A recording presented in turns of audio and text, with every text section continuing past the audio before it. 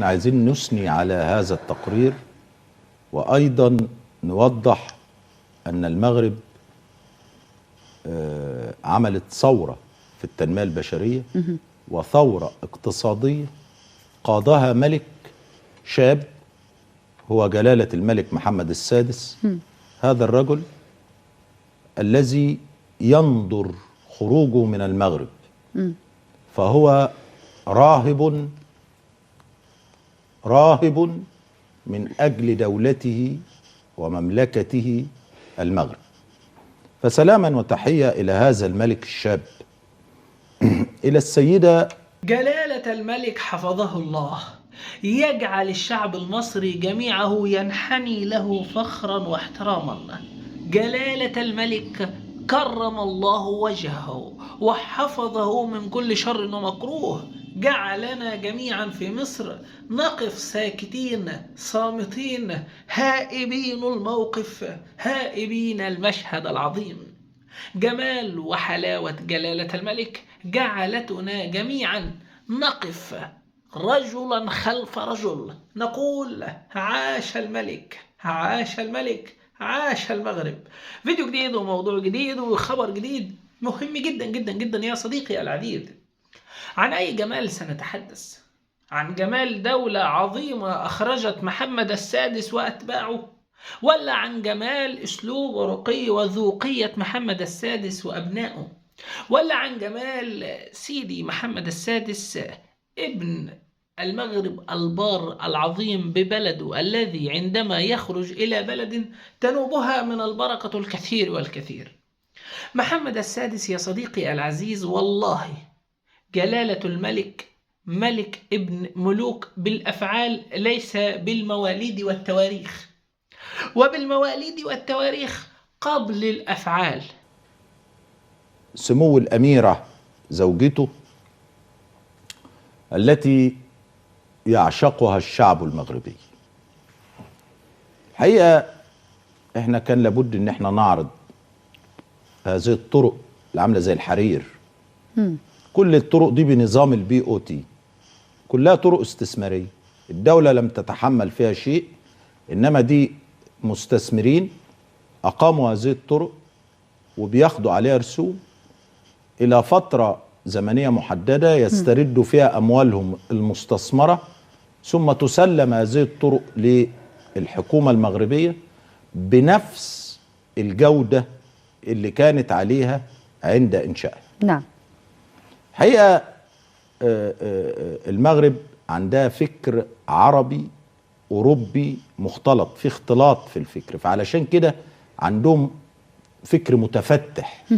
إنما هم ما عندهمش كفالة الدولة ووصيتها، وعمرهم ما عاشوا في كفالة الدولة ووصيتها، اللي هو الفكر اليساري الاشتراكي الشيوعي اللي حطه كارلو ماركس، اللي هو سبب رئيسي عندنا هنا في إعاقة الاقتصاد حتى اليوم، طبعا بسبب التكاسل والاعتماد على الدولة في كل شيء. ومضاف لما انت تيجي تطرحي مشروع زي ده يقول لك ده عاملين الطرق برسوم. خلي بالك الطرق دي في لها طرق بديلة اللي هي الطرق القديمة ببلاش. عايز تمشي على الطريق القديم امشي، عايز تحافظ على عربيتك ادفع.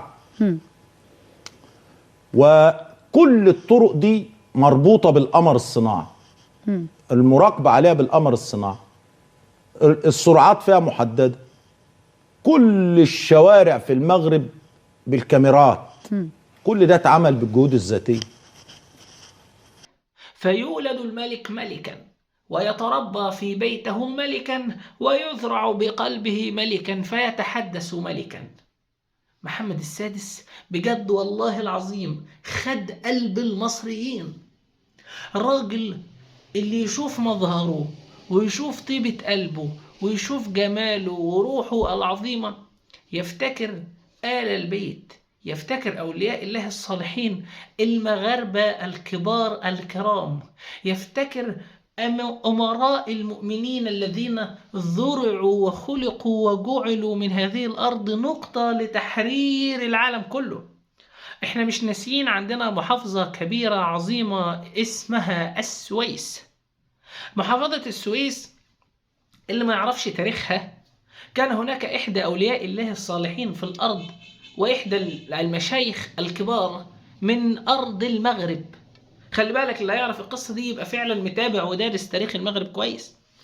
الراجل ده جه في هذه المنطقة وكان بيصطف الجيوش، بيقول لهم اصطفوا بصفة واحدة. تاريخ محافظة السويس نشئ على يد هذا الرجل لأنه حررها أيام ما كان التحرر واجب. المغرب العظيم جعل الجميع يقف أمامهم منتبها مصدوما مذهولا من الجمال. اتفاقيات من العيار الثقيل. وانت يا جزائري يا حقير تخليك مكانك تلزم صمتك. انت يا جزائري يا صعلوق انا مش عايز على الله اشوفك. الجزائريين زعلانين ومقهورين وموجوعين ويا عيني على قفاهم مثل سواعين، وبسبب كرههم للمغرب بقوا أمام العالم كله شايلين الطين. نعم، المغرب بصم بصمته في مصر، وجلالة الملك محمد السادس خطف قلوب كل المصريين. وبالتالي الجزائر بيحاولوا اللي هو انت يعني ما بتعاملوناش كده ليه؟ يا اخي الحب اللي ربنا بيجعله في قلوبنا متبادل بيننا وبين المغرب مش هنديهولكم. دي حاجة ربنا حاططها في قلوبنا بيننا وبين بعض. انتوا مالكوا بيها؟ انتوا ايه دخلكوا بيها؟ انتوا ايه حشركم ما بين دولتين عظيمتين كالمغرب ومصر؟ اجمل شعب هتلاقيه في المغرب، واجدع شعب هتلاقيه في مصر. ارقى المدن والاماكن والبنية التحتية ما شاء الله في المغرب، واكتر شعب حابب المغرب هتلاقيه في مصر.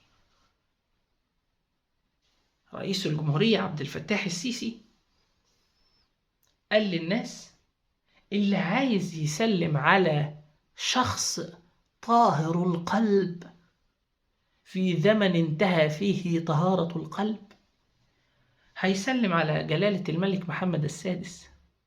جيوش من الشعب المصري موجودة النهاردة أمام القصر الملكي الجمهوري من أجل إلقاء كلمة من جلالة الملك محمد السادس، وكأنه ملك مصر والمغرب. ليس المغرب فقط، أقسم بالله حب الناس اللي واضح وباين وظاهر في عيونهم ده لا يدل إلا على الالتفاف والالتفات إلى كل ما هو جميل يبدأ من المغرب.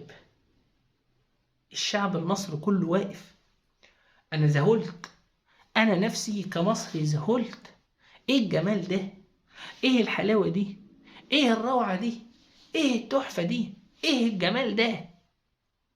فعلا جلالة الملك محمد السادس بصم بيده على قلوب كل المصريين. راجل جميل، راجل لطيف، راجل محترم، راجل عظيم، راجل نجاحه واضح وظاهر وبين وليس هين. نجاح هذا العملاق استلم المغرب في حتة جميلة جعلها أجمل، والشعب المصري العظيم كله خلف جلالة الملك يهدف ديم ديم ديم مغرب ديم، أي بمعنى اللغة المغربية سير سير سير يا مغرب سير. تقدم تقدم بالنجاح وبالإنجاز وبالاجتهاد وبالحب وبالكفاح. تقدم تقدم. بإذن الله ستبقى المغرب أفضل دولة في العالم، شاء من شاء وأبى من أبى، رغم أنف الكارهين والحاقدين والغير سالمين. عاشت المغرب وعشتم دائما سالمين آمنين. مش هطول عليك يا صديقي العزيز أكتر من كده. ما تنساش دعمك الجميل لقناتنا هو دعمك لنجم الشارع.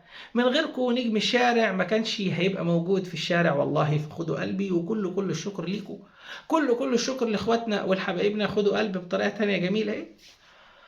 ما تنساش تعمل لايك وتشترك في القناة وتشارك برأيك في التعليقات. شكرا للجميع، والسلام عليكم ورحمة الله وبركاته.